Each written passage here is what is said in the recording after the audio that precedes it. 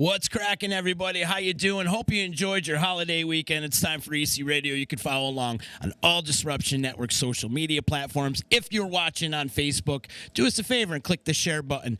Shout out to my sponsors, EJA Moving Services. When you're ready to move and relocate, hit up Eddie and his fine staff at 315-335-0516. They'll move pretty much anything. They'll move a dead elephant. They'll move your grandmother to a nursing home. They'll move your studio, your gym equipment. They'll do it all. EJAmoving.com. Tell them Uncle Z sent you.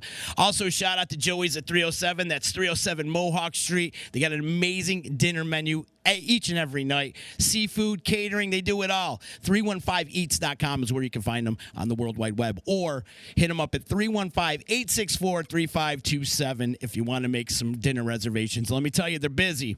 They're very busy, so make sure you make those dinner reservations and get yourself a great meal at Joey's at 307. Shout out to Utica Coffee. Today I'm drinking the Cinnabon. It's so good.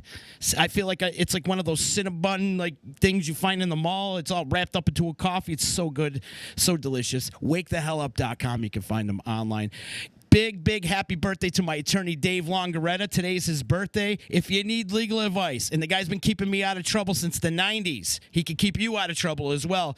You call that number. It's 315-735-6162. Also, big ups to my friends over at the Saranac Brewery. Go check out their brand new selection of green tea seltzers. They're delicious. That's what I've been drinking all holiday weekend. It got me absolutely wrecked this weekend. And let me tell you, the older I get, the more the hangover lasts. And that's what's been going on in my world today. I'm finally feeling human after a long weekend of drinking a lot of those Saranac seltzers. So thank you to my good friends over at Saranac for hooking me up.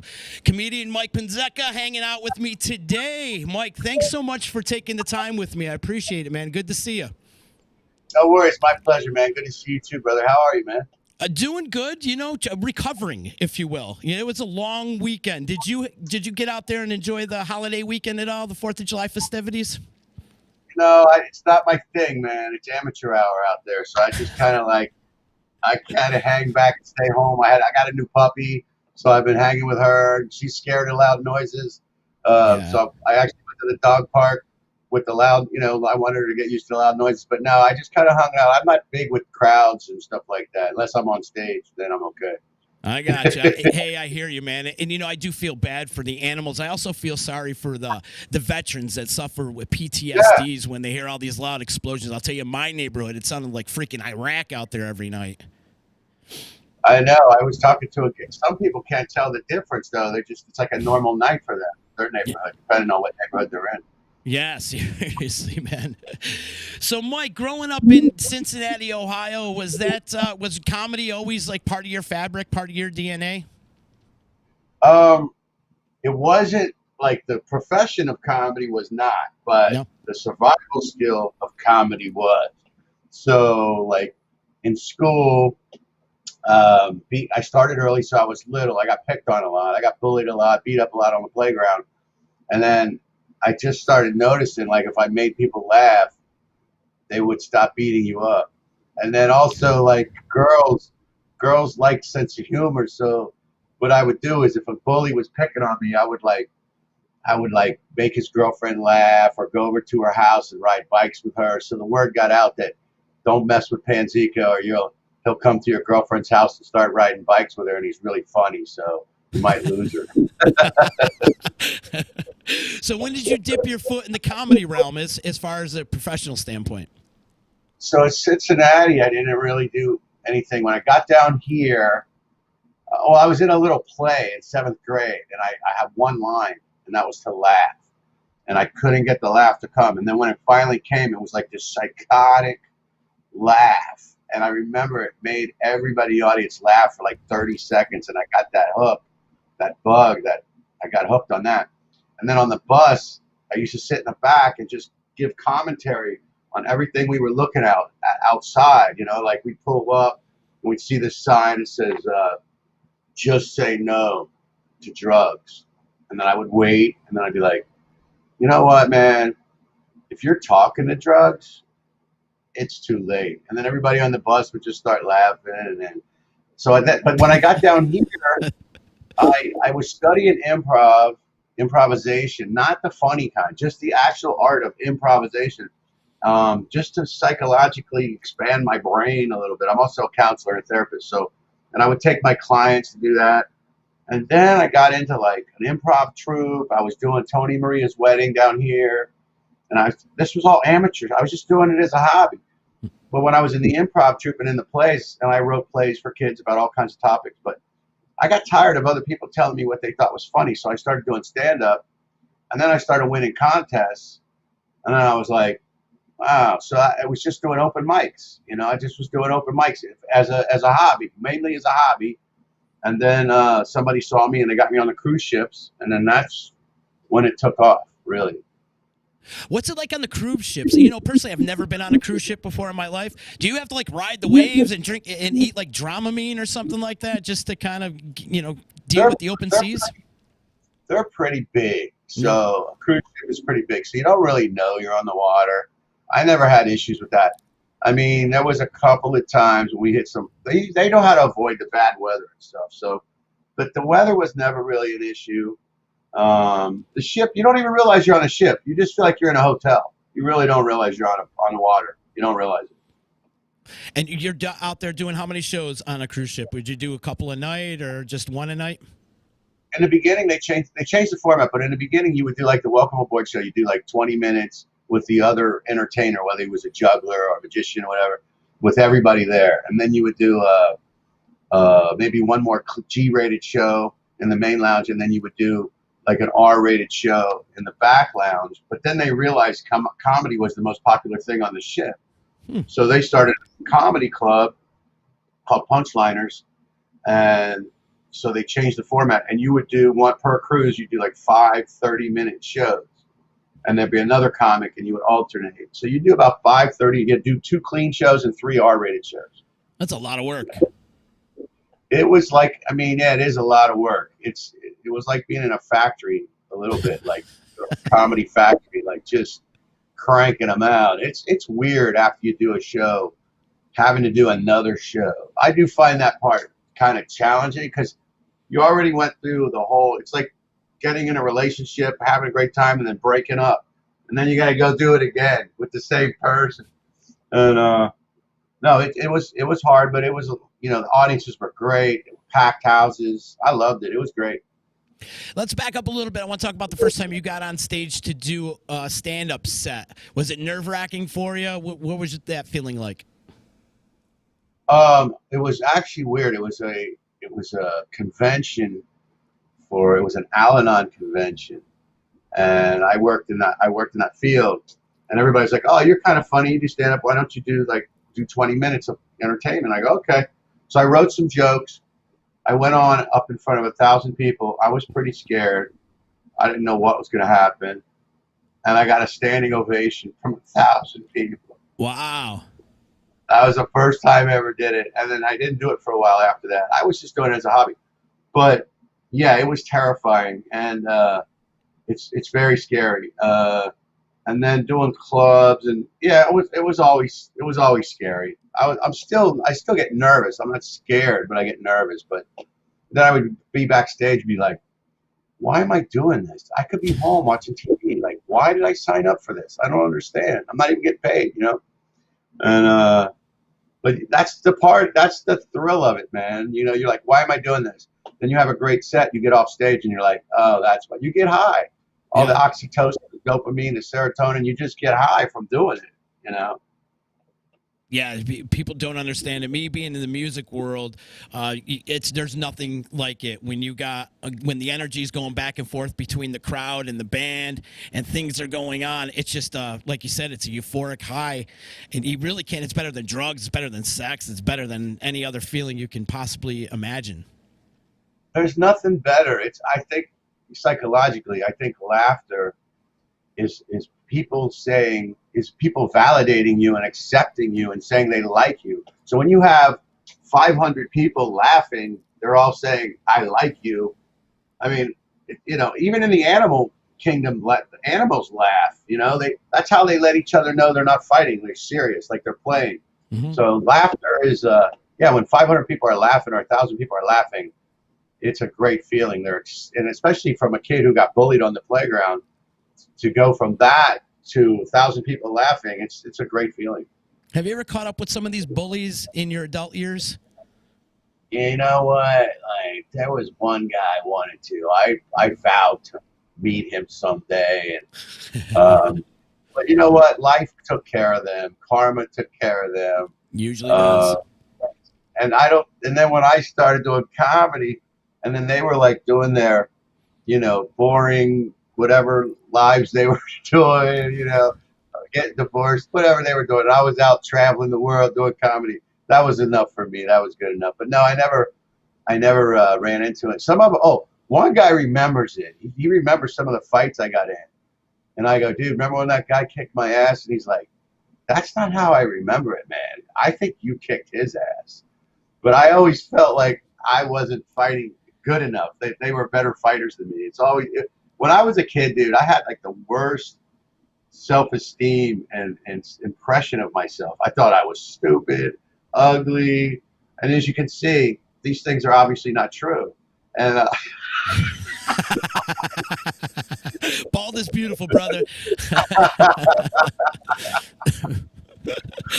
But no, it was weird, man. I didn't believe it, and making people laugh really have built up my confidence.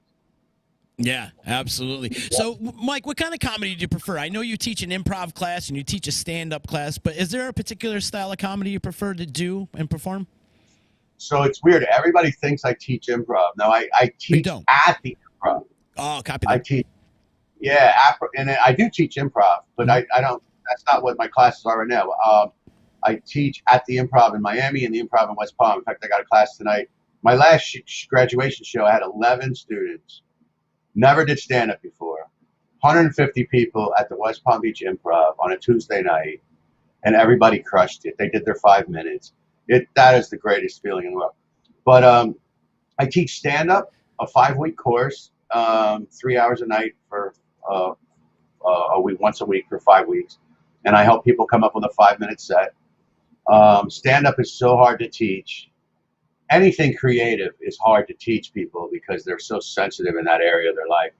And improv, I never thought I was any good at improv. I was in a great improv troupe with really talented, funny people. And I was so introverted that I just couldn't come out of my shell, but it did help me. But I prefer stand-up over improv. Improv is fun, but as a performance thing, I liked watching them, but if you ask me, you want to go see a stand-up show, you want to go see an improv, I would go see stand-up. Do you feel like a proud papa when you see your students crush? It's exactly what I feel like. Exactly what I feel like. And yeah, it's exactly what I feel like. Yeah. Mike, take me through Comedy 101. Like, what's the very first thing you're teaching these students of yours? It's so weird because a girl was reading back to me last night. I go, all right, what did you talk about last week? And she thought I said, what did I talk about last week? So she read her notes from everything I said, and I was like, wow, I said all that. That's pretty good. So I'll give it to you in a nutshell. Basically, I say, have fun. You have to have fun. If you have fun up there, the audience is probably going to have fun. If not, who cares? You just had fun. 2, don't worry about being funny. Don't try to be funny. Like the worst thing, people try to be funny. It doesn't work. Just be yourself. Be honest. Be yourself. Have fun. Connect with the people. Don't worry about the words. You're having a connection with other people. If you can connect with people, and they like you, dude, you can take them anywhere, We'll do the work, the writing. We'll set stuff up, set up punch, make some material. But then after that, it's about connecting with the people. Mm-hmm. Those are the most important things, is connecting with people, listening to the audience too. Like when they laugh, you got to listen to how they laughed. Like, where did they go with the laughter? Was it like a chuckle? Or they want more? Or were they really, really laughing? It's a communication back and forth thing. You got to pay attention. You got to listen. Do you teach body language as well to some of your students? And how important is body language to a comedian? I think body language is very important. Now, the other thing is everybody is very different. Everybody learns differently. Mm-hmm. I meet, everybody's like, well, what am I going to learn in a 101 as a opposed to 201. It doesn't matter. I'm going to meet you where you're at. I have people never did stand up. I got people who've been doing it a while that want help. Like if people walk back and forth looking down, you know, or they look up like they're trying to remember something.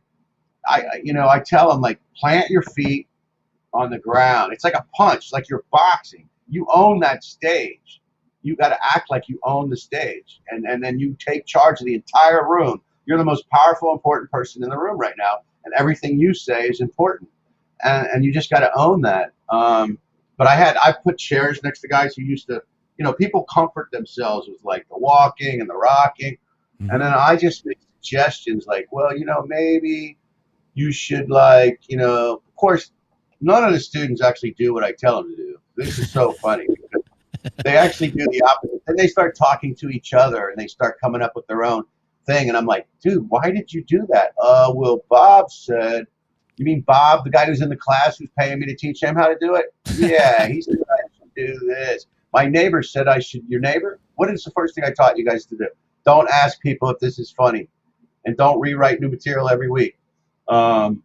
Yeah, they think they know, but they don't know. But yeah, body language is really important. Nice. You know, it's good. like. Go ahead. Go ahead. No, go ahead. No, I'm just saying. It's like just you're having a conversation. Like like right now, if I'm talking to you, I'm not going to be like. So then I teach comedy class, and the class is very good. I don't talk like that. Mm-hmm. I talk like this. So I'm a very conversational comedian. Some people are more of a performer. Like Al Romero has kind of explained this to me, but he's a performer. I'm more of a conversationalist. And then, you know, you have your one-liners and your, you know, your characters and stuff like that. But you're talking to people. Like, just pretend you are talking to people. Don't pretend, you are talking to people. Just talk to that person right there. Make a little eye contact with some audience members.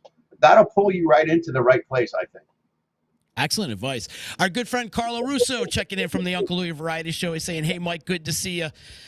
You've had some times with those guys down in Florida. I know you guys have played one show or two shows with each other."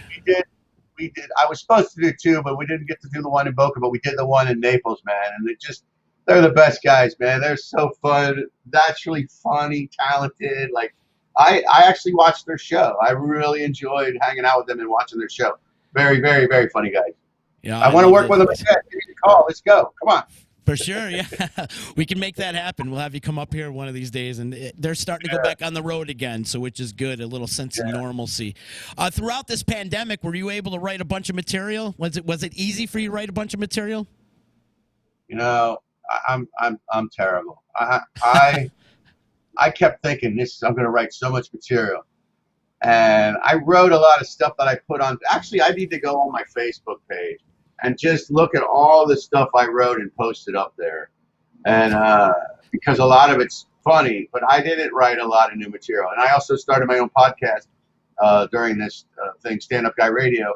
And Al and I would go back and forth.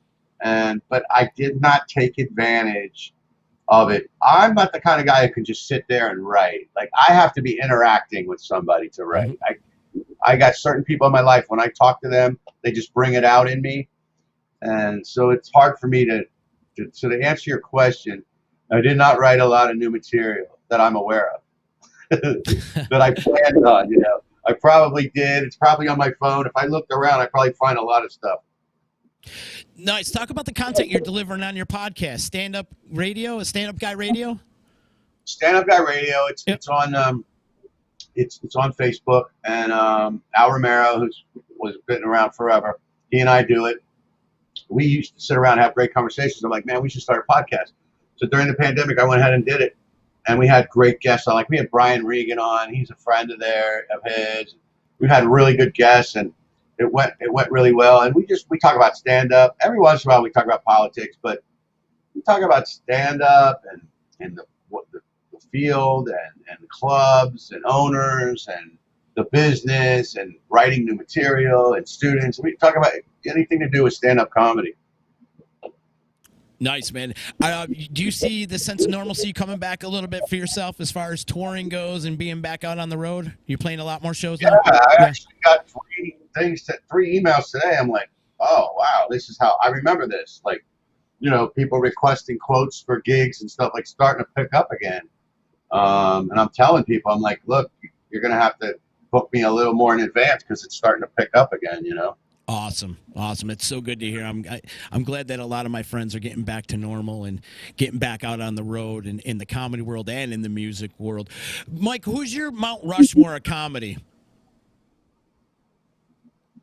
Like alive or dead? It don't matter. Anybody. All right. Okay, I go Mount Rushmore would be George Carlin, Robin Williams. Currently, I would say Brian Regan. And I think Dave Chappelle is just in his own world. He's just a genius, man. That guy. But as far as making me laugh and enjoying watching Brian Regan, but all time George Carlin and Richard Pryor, those two guys. Yeah, for sure. Carlin is just, a lot of the shit that Carlin was saying back 30, 40 years ago still holds water to today. It's amazing what he was saying. The guy was way ahead of his time. He was a prophet, the guy. He was amazing. Mm-hmm. I was just thinking of, like, the thing about the comedy now that I want to talk about all this woke stuff and, pronouns and genders, like, not as a just like it really drives me crazy. Like I don't know how it's gonna work. I have found that most of the people that come to the comedy shows, though, they're not offended. Now, if you do a college, you're gonna offend somebody. That's a lot of comedians don't want. They used to be the cool place to work. It used to be the open-minded people. Now, it's so I really want to write some stuff about that. It's there's so much bullshit going on. It's just so much. It's so ridiculous, and I really want to delve into that because when I get frustrated, that's the way you can vent and deal with that. Carlin would be having a field day if he was still alive today. I know. He talked about it. He talked about all the words that we changed from, shell shock to PTSD and how things evolved, and he talked about that, and he made sense, and he explained it. It wasn't an opinion. Even who's the guy that has his HBO show? Bill Maher? Politically, yeah. He doesn't take one side. He's very, Russel Brand too. I think Russel Brand. I know he doesn't do comedy anymore, but and Joe Rogan. I like Joe Rogan a lot. Yeah, me too. Russel Brand is definitely a very intelligent man as well. Wow, I learn every time I listen to that guy. He's so smart. Yeah, for sure. And after watching Get Him to the Greek, you never think he's like that kind of he's that intelligent. Yeah. Some good movies, though. He's definitely put out some really, really classic movies and probably will stand the test of time. Mike, give me a good pinch me moment. Pinch me, I can't believe I'm in this moment right now, or I can't believe my career has taken me to this spot. Well, right now, actually, no. With me. This is it. When I got to go to Detroit, I met this guy, Jimmy Labriola, comedian, saw me when I was new. And he took me to Detroit with Al Romero and Joey Vega. And they put me in this show, Night of a Thousand Guidos. And I went up there, and the coach from Michigan basketball team, I forget his name, he was there. We were raising money to build a cancer wing for kids at a hospital. And I just being on the stage with those kind of guys, excuse me, was like that, and it was weird because I would do really well in front of them, and I wasn't trying to compete with them. I just felt so honored to be on the show that I felt obligated to do a great job. But what would happen is I would try so hard to do a great job that I would do really great. And then they would have a little bit of trouble. They wouldn't have trouble following me, but they'd be like, dude, come on. Like, you made it a little hard for me up here now, And that's when I knew I was getting better. I go, I'm just trying to be good on the show because it's your show. He goes, yeah, we'll tone it down a little bit. And then, like, working with, like, Jim Florentine and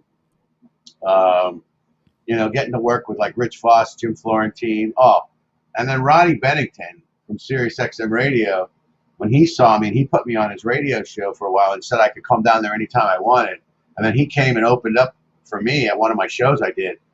It just was like those are the moments. But I think that the big shows with those guys, that was great. And then the thing is, I was never very aggressive about promoting myself. Like I had chances to be on the Tonight Show. My goal was to be on Letterman, and I just did not promote myself. And I never felt good enough. I never felt funny enough.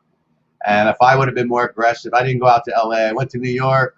That was my thing. I wanted to go to New York and do stand up there. Went with a girl, and we broke up and came back, kind of started over. I had a business, comedy traffic school, and I didn't pursue it. I don't have any regrets, but I definitely now looking back can see, like, if I would have pushed harder, stayed in New York, that my career would be far. I could just definitely see how it could happen. I feel like that's a comedian trait, that they don't promote themselves enough. You know, they kind of rely on management or a publicist to get them out there. Why is that? I think comedians by nature are a bit, especially the funny ones, neurotic, depressed, introverted. Like everybody thinks that, oh, you're probably funny. No, I actually don't like people that much. That's why I don't sell merch. People are like, why don't you sell merch? I'm like, I don't really like talking to the people after the show. I don't. I don't want to talk before the show. I really don't want to talk after. I just want to go do my show and get the hell out of there. Mm-hmm. I don't really, I don't know. I think, I just think, and then also like kind of laziness, a little bit of laziness, lack of commitment. Like I see people like Flip Schultz, that guy who I worked with down here, and Brett Ernst. I worked with Brett Ernst down here. They're both from Plantation. And they just knew how to promote, but they knew what they wanted. They knew what they wanted. I didn't know what I wanted. I didn't care. Like I wasn't my goal to be, I had one goal, and that was to be on Letterman. And that never happened. But other than that, I didn't care about fame and fortune and movies. It just seemed like not realistic. But, you know, it really has to do with the agent and who you get and who you get in front of. And like Al always says, you know, luck can get you in the door, but talent keeps you in the room, you know. And timing, of course. Yeah, timing. Yeah. And the ships, you know what, really, too? The cruise ships, I got to be honest. I didn't even know it was a big deal to be on cruise ships. Like all these comedians wanted to work on the ships. And I only remember, what was the guy from, not America's Got Talent, but Simon, the angry guy, the mean guy. Yeah. And I remember him putting down cruise ship comics, you know, like that was like a put down. And I didn't know it was a big deal. The cruise ships, you make a lot of money. It's steady income, and it's a fun gig. But it does absolutely nothing for your career. Like when I got off ships, the clubs didn't even know who I was. You know, I would try to get work, and they never heard of me because I was on the ship for 12 years going around here. And when I was home, I didn't want to work on a club. I just wanted to stay home. I didn't need to, you know. That's a good way to grind and cut your teeth, though, and build up content and material. Yeah, it was well, I wasn't even a headliner. Like they put me on a ship. I was probably a strong feature, and then now you're a headliner, and I'm like, what does that mean? And then they're like, well, you know, and so I didn't even know what a headliner was. And then when I got off, I started featuring, and then they go, oh, no, you're a headliner. You got a headline. Like, okay, so a headline. But doing the clubs, I wish I would have done more on land. And maybe done a few more acting stuff. Maybe tried for some movies, things like that. But I wasn't that driven for anything. I was happy to be making a living doing something I love. I was happy with that, you know. Are you gigging a couple times a week now? Oh yeah, like last week I did 10 shows. 10 shows. God. Yeah, it was a couple local, like this Irish pub place I do, and then Thursday I was in Cape Coral at this Italian restaurant on the way up to Sarasota to do 6 shows at my buddy's. He's got a yoga studio. He turns it in Roscoe Nash. He turns it into a comedy club, and and it was great. So I did 10 shows that week, and then I'm like, I don't understand why I'm so tired because I did 10 shows. Yoga and comedy, how would it mix? It was great though. He really set it up nice. He's got a stage and backdrop, and he goes out and guerrilla markets and he gets people. I mean, every show I did, and it was a studio. There was like 50 people there, you know, and it was intimate and it was small and it was fun and it was good. Go ahead. Are you familiar with laughing yoga? It's a thing. It's an actual thing.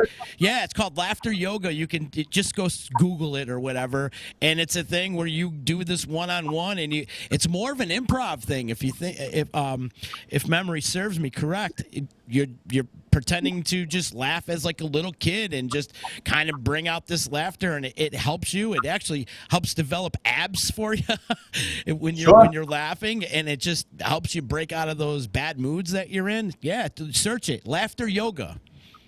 I will. It's an interesting concept. When you mention that, maybe that's something you could develop into your routine. Yeah. Yeah, it was an interesting crowd, and it was weird because they had a mirror because it's a studio. So here's the audience, and then over here is a mirror. So when you look over, it looks like the audience is really big because it's like the mirror makes it big. I'm like, yeah, man, it doesn't look like there's that many people out there. He goes, oh man, it's like 100. I go, no, it's not. It doesn't look like it. He goes, it will. When you get up there and you look at the mirror, it'll look like 100 people. Crazy. So how many classes do you teach on a weekly basis? Are you teaching every week? Every week, and it's like they're picking up, man. So I just started again in Miami 2 weeks ago. I'm starting tonight in West Palm. So that'll be 5 weeks. Then the graduation show. So after every class, you have a big graduation show. And I've been doing this for like 7 years now. And there used to be like a break in between, but now it's just like one class finishes and I start a new one. I get 6 to 10 new students and start over again. Nice. And you're busy. Every time, I'm busy with that. And every time I do it, I'm like, I don't want to do this. This guy's an asshole. You know, like I have every class has one guy, you know, that guy that, see, they don't really come to the class because it's me. They don't know who the hell Mike Panzeca is. They know what the Improv is. They want to get on the stage at the Improv. So they're basically paying. Some of them come for the right reasons. They come because they want to learn. And they figure, wow, this guy knows a little bit. Maybe he can help. The other ones are just going through the class just so they can get on stage because they think they don't need to learn anything. And so it makes it hard to teach someone like that. But when they have a breakthrough at some point, hopefully it's during the class and not during their performance, where they realize they should have listened. You know what I mean? You got to play therapist. You got to be a psychiatrist too. I totally, and I am. So totally right about that. It's so hard for me to find creative, non-threatening, non-judgmental ways to give advice or suggestions to people. I love when they just go, well, I don't agree with that. And I go, okay, so listen. If you want feedback from me, you let me know. And when you don't, you just say, I don't want any. I won't give you any. Then when you don't give them any, they get mad. They're like, you didn't have to give me any feedback. You told me you didn't want any. It's trying, but you know what? I'm getting good at it. It gets me at the Improv. It's extra money, you know. It's challenging. It's good for my brain. It's good for my comedy. It's good. It's hard, but it's a lot of work. It's a lot of work getting 11 people or 10 people ready over 5 weeks, and some of them don't have any work ethic either. They don't do anything in between classes. Like they just think it's gonna happen. Like, so I put them up on stage and they start seeing how hard it is, and they're like, oh, okay. Then they start listening a little bit more. But it's good. It's good. It's all about delivering a nice no, right? No, that did not work. And it Yeah, really it's all on like your inflection too, like because you're going to insult people, and whether they can take it or not. But if you want to be a comedian, you got to have thick skin. yeah. And then they start, because you're the teacher. I got to learn not to take it personal. Like, because I remember when I was taking an acting class, and he was a really good teacher, and he would say things to me, and it wasn't the way he said it. It was just my insecurity made it hard for me to hear, because my head is like hearing, "You suck," but all he said was, "You might want to try this." But my head heard, "You suck," and that's just, and I can see that. Like, I'll go, you know what you might want to do there? Oh, they start scratching shit out. I go, no, no, no, no. I didn't say throw it away. In fact, I don't want you to throw it away. And I've noticed people are very impatient. This younger generation, they don't have any idea about how long it takes to build or make anything successful. They want everything instantaneous. They want the shortcut. They want to click on and it's going to work. That's it. They don't understand you got to pay your dues. They don't seem to get that concept. That's part of that's a generational thing, I think. I agree. So you're saying there's no app out there to how to be a good comedian? No. And it's like I told him, I said, guys, These things have you know, ruined it. These things. I, These are at fault. I This is the problem here. big pride. They can't really fault them. We train them to learn that It's everything true. should be like that. Mm-hmm. They don't understand. I tell them, look, you know how long it took me to get a good 10 minutes? About 3 years to get a good 10 to 15 minutes, maybe 20 if I stretched it. I'm talking good. You guys are going to try to get 5 minutes in 5 weeks. And they're like writing new stuff every week. I'm like, what happened to the other stuff? Oh no, I'm done with that. I'm like, what? I don't understand it. Like, you got to polish it. Like, you got to, like I tell them, we're going to take all these coins, we're going to pour them out on the table, and we're going to pick the quarters. We'll save the dimes and nickels for later. We're going to polish those quarters. We're going to change the order. Because once you got the material, now you've got to work on and experiment with and try out inflection, timing, face expressions, like how you say it. They don't get that. They just don't understand. They don't understand. We are living in that instant gratification age. It's unbelievable. Yeah, and making someone laugh, that's a high bar. That's a pretty high bar. Making someone laugh, that's like an orgasm. That's like a mental orgasm. And I always tell my students, I'm like, that's if people are listening and smiling and chuckling a little bit, you're doing pretty good, man. But if you're getting, like, I can get laughs, but I've been doing it 25 years, so when you're just doing it for the first time, just be happy if you get a few big laughs and then get off the stage. Don't go past the light, man. That's the worst. I hate those people. Like, they go over the light. You're giving them the light, the light, the light. They just keep going. And like, oh, I didn't know. How long was I up there? I'm like, dude, you were up there for 10 minutes. You're supposed to do 5. We got 14 more people that got to go up. What are you doing? You're never going to work here, because now everybody knows you go past the light. They're not going to use you. They think there's, people who get attracted to this art are nuts. But some have discipline and have the ability to learn and respect the other comedians and respect the club, and respect the light. But some of them don't have that. I guess they think they're going to be so funny that the club isn't going to care. The club doesn't care if you're funny. The club just wants to sell alcohol. That's it. They don't really care if you're funny. If you could bring 75 people, you could be there every night. They don't even care if you're funny. Yeah. They want you to bring people. It used to be if you had a huge Twitter following. Now I guess it's Instagram. TikTok. So weird. TikTok's the big one now. What is that? I don't even know how to use TikTok. Nah. It's for the kids. It's not in my realm. Right? Instagram and Facebook and YouTube, but that's about it.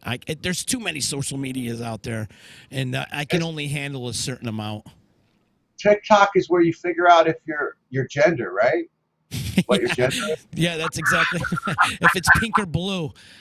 It's a gender clarification app, isn't it? I'm afraid to watch it. I might become, I don't know, decide I'm a girl or something. I don't know what's going to happen. Your penis might fall off. Mike, is it easy for you to crack the whip on particular instances like that when you're talking about flashing the light on the kids if they're going over their time limit and whatnot? Is it easy for you to crack the whip? Yeah. Yeah.